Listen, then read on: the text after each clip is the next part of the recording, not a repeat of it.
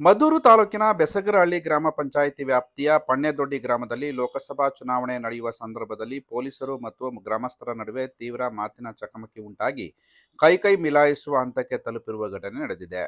ಪಣ್ಣೆದೊಡ್ಡಿ ಗ್ರಾಮದಲ್ಲಿ JDS BJP ಮೈತ್ರಿ ಅಭ್ಯರ್ಥಿ ಎಚ್.ಡಿ. ಕುಮಾರಸ್ವಾಮಿ ಅವರ ಪರವಾಗಿ ಬೂತ್ ಬಳಿ ಮತಯಾಚಿಸಿದ ಕಾರ್ಯಕರ್ತರು ಊಟ ಮಾಡುತ್ತಿರುವ ಸಂದರ್ಭದಲ್ಲಿ ಸ್ಥಳಕ್ಕೆ ಬಂದ ಬೆಸಗರಹಳ್ಳಿ ಪೊಲೀಸ್ ಠಾಣೆಯ ಪಿಎಸ್ಐ ಮಲ್ಲಪ್ಪ ಕಂಬಾರ ಅವರು ಮತಗಟ್ಟೆ ಗಡಿರೇಖೆ ಒಳಗಡೆ ಇದ್ದೀರಿ, ಹೊರಗಡೆ ಹೋಗಿ ಎಂದು ಅವಾಚ್ಯ ಶಬ್ದಗಳಿಂದ ನಿಂದಿಸಿದರು ಎಂಬ ಕಾರಣಕ್ಕಾಗಿ ಪೊಲೀಸರು ಮತ್ತು ಜೆಡಿಎಸ್ ಬಿಜೆಪಿ ಕಾರ್ಯಕರ್ತರ ನಡುವೆ ಮಾತಿನ ಚಕಮಕಿ ನಡೆದು ತಳ್ಳಾಟ ನೂಕಾಟ ಏರ್ಪಟ್ಟು ಕೈಕೈ ಮಿಲಾಯಿಸುವ ಹಂತಕ್ಕೆ ತಲುಪಿರುವ ಘಟನೆ ನಡೆದಿದೆ.